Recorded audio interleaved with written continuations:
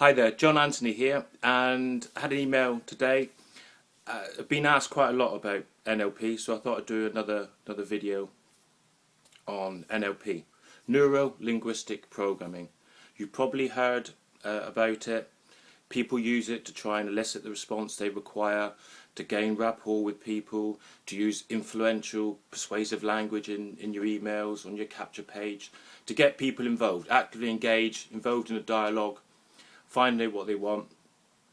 But it also is an amazing technology, and I advise anybody in the field of dealing with people. So that's all of us. You have all in. It's a contact sport. Life, we're dealing with people all the time. You're going to have your own hopes, dreams, desires, but you haven't got anyone else around you. Your job's going to be hard. Your job is to be with other people, connect with other people. And neuro-linguistic programming allows you to do that. It's not the way, it's not the only way, it is a way for you. And if you get into it, I would say, if it interests you at all, read up on it. I'll cover the books that I think would be of interest to somebody taking this as a first step into neuro-linguistic programming. So what's it all about? Started in the early 1970s by John Grindler and Richard Bandler, and they were looking to how to model excellence. How can you model the excellence, the behaviour of somebody who is excellent in their field? So they looked at the best in their area, and you had people like Fritz, Perls, Virginia Satir, Bateson, people in therapy. And how can they affect a change in somebody when other therapists couldn't do it, and also the speed and the clarity and the long standing of affecting that change would carry on days, years, a lifetime after the therapy. And also they modelled the wonderful Milton Erickson, who was a hypnotist, hypnotherapist. I came into connection with N.L.P, Neuro-Linguistic Programming, in the early 1990s when I joined an insurance company. I got involved with that company, and they opened my eyes to improving my knowledge, improving my craft. If I wanted to deal with people, I had to be better. As one of my managers would say, the business is not out there, John, it's in here. That's where you've got to start. So the first books I read, not knowing about N.L.P, one of the recommended lists, of course, in that times was Unlimited Power, Anthony Robbins. Fantastic book. That guy is an amazing inspiration just to actually witness him on video. Read his books where you can actually take it and dive in at your own leisure. And with a book, it makes your mind think far more. If you're watching a video, you're taking things in, but you're taking in the opinion that he's got in this 20, 30 hour long whatever video. You read a book, time is your own. Another amazing book I read at the same time, Awaken the Giant Within, Anthony Robbins. And again, it covers N.L.P. N.L.P is not the only way for you to discover the interactions and the beautiful dialogue between people and affect and influence. Not necessarily your influence, but to realise you're under the influence of another person and an environment you're in. But it does allow you to highlight, to think at things more clearly. It gives you a framework to work about the discussions you're having, and how to influence, how to get what you want. It's got to be a two-way street, give and take, win-win situation. They've got to get something, you've got to get something, but it's finding out about the person. So that's kind of some of the things that N.L.P can do. They talk about the map is not the territory. You can't eat the word food, you can't drink the word water.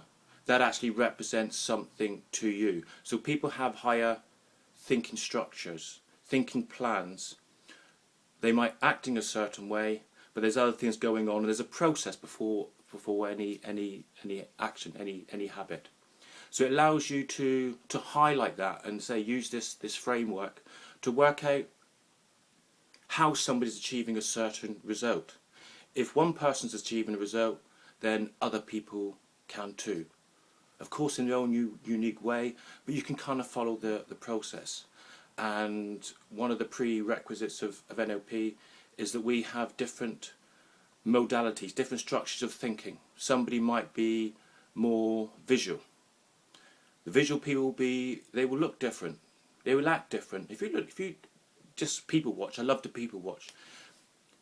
The visual person will be quite jumpity. They might be quite more flamboyant in their dress. They might not be.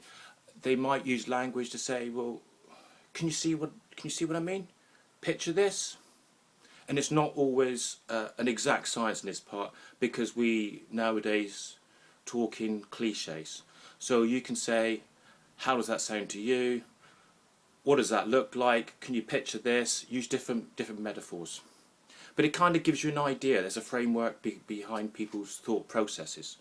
So maybe the audio person, this is what's going to go inside their mind. So if you're talking to somebody, the visual, their initial stage of the thinking process is going to be more visual. They might start to picture something. If you've got something more the auditory side, they're going to listen. They're going to hear things going inside their mind. They're going to hear the story. They're going to hear your words. They will talk in a different way. They will talk very precise, because language, sound is vitally important to them. A visual person might not really want to know what you've got to say and be quite bored with somebody's conversation who's very, very auditory, because they'll be very pronounced and describing things. When people want pictures, describe me a picture. Tell me how it's going to look. You've got people who are more kinesthetic, more feeling-based. So the first thing you have a conversation with them, they won't picture something. They won't hear any dialogue going inside their mind. They will, how does that make me feel? So you ask somebody, how do you feel about that? So if somebody's very kinesthetic and you say, can you picture this? Well, no, they've got to go through a process first of thinking about something before they can visualize something. And they might then, on the process of actually going from a thought to a behavior, go through some audio. So they might have a feeling, then they picture it, and then think, well, how does that sound? So people go through stages.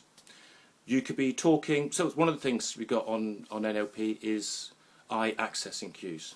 So, okay, it's this face-to-face situation, but it's good if you watch people who've been interviewed where they're accessing the information. And this is not an N.L.P discovery. Eye accessing cues are out there, but it's something they use to highlight the difference and how you can gain rapport with somebody and speak in their language. That's the main idea, to speak in someone's language to gain rapport. If you watch people who are chatting, who are getting on with each other, they will kind of stand the same way. You can see a group of people, you know who gets on and who doesn't.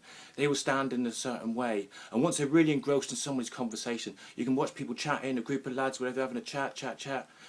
The person who's talking might just stop, take a sip of his beer, and you watch everyone else does the same. Because you're all influenced by the behaviour. So anyway, we're looking at somebody, and so it's eye accessing cues. You say to them, you're going to elicit some response from people, and you want to be, you don't want to be sneaky. You don't want to go through like 101 questions, but maybe subtly put a question in, and you can find out where they're accessing, what they're doing. So you ask somebody, say, okay, what does your front door look like? So in order to know what their front door looks like, they've got to visualize it. Now is the cool thing, and it can be flipped if you're left or right-handed. So you've got to go for congruence. What happens on a regular basis when you have asking these sort of questions? So when you ask them, what does your front door look like? Their eyes will flick up left or right when they're instantly accessing this information. It's not a conscious thing. And okay, you could mask that, and people who are professional in the intelligence industry and maybe poker players, they're learning to hide that, to dampen it somewhat. But your mind does do that, and you can't help it. So their eyes are going to flick. So if you're asking something that they have seen, so it's talking about visual now, it's going to be visually remembered. They remember something. So let's say you say, what does your front door look like? And their eyes will flick up, let's say, to the left. So that is going to be their remembered side. So things they remember, that's where it's going to be. If you then say to them, what would your front door look like if it was painted yellow and covered in fur? Okay, so again, it's visual, so their eyes are going to flick up. They can't help it, their eyes are going to flick up. And this is not remembered unless their front door happens to look like that, yellow with fur on it. If it doesn't, their eyes are going to flick up on the opposite side. It's going to be visually constructed. They're constructing that. All a lie, okay? This is where it kind of gets sort of cool with people. So you know when you ask somebody a question, whether they're remembering it, they've seen it, or they're imagining it, they're constructed in their head. Same thing goes with auditory. Ask somebody, what does your phone sound like? What is the ringtone of your phone? It's auditory, and you can't help it. Your eyes will flick one with the other. If it's something you remember, you know, their eyes will flick the same way. So their eyes will flick towards, let's say, this side, their remembered side. So you know now there's a congruence going on that thus they're remembered. That's the kind of true side. That's what actually has happened, or was happening.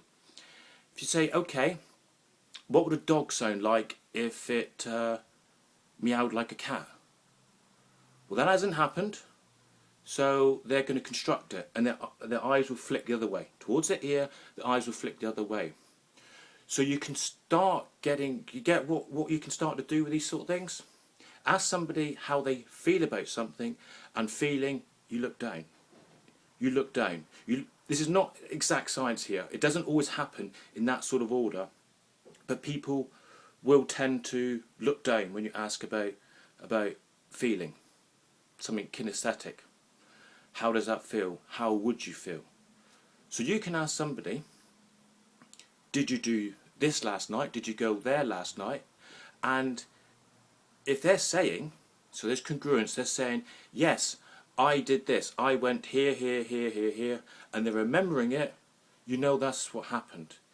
If they say to you, I did this, this, this, and either their feelings, their eyes, they're going up towards a visual, they're constructing something, they're constructing a sound, they're constructing a feeling, they're making something up. You decide what's appropriate there. Many other things you can do with N.L.P. I would say, if you're interested at all in N.L.P, don't read a book by somebody. If I wrote a book on N.L.P, it would have everything. It would be a great book, of course, I'd be very happy with it, but it'd be my opinion on the subject. Get a book that tries to give as little or no opinion as possible. So something like N.L.P for Dummies, let's say something like that.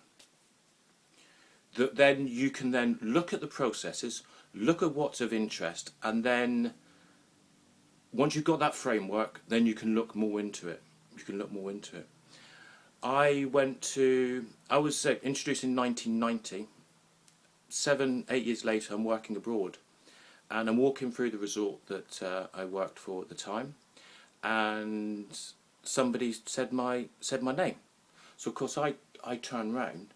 The guy next door turns round as well. Right next to me, he turns round towards the receptionist. So we're both looking at the receptionist, and then we both realise we're looking at the same place, and then we realise we got the same name. No such things as coincidence. I want to know about this guy. Yeah, he's got my same name, but we're in the same place. In all the places in this whole universe he could be, he was stood beside me. So we started chatting, and he too was interested in N.L.P, and he was telling me about I think it was a master practitioner or whatever. It's the top level of whatever the N.L.P structure, learning about all the secrets and what you can do.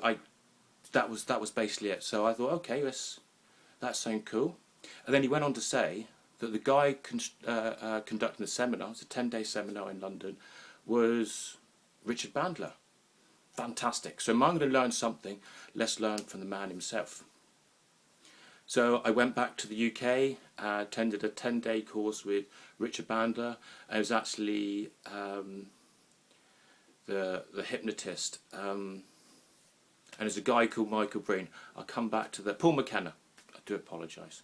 Paul McKenna, the hypnotist Paul McKenna, Richard Bandler, and a guy called Michael Breen. I like Michael Breen. He's a nice guy. That was it. 10-day course. Explain all the wonders of what you can do in N.L.P. Mind-blowing things.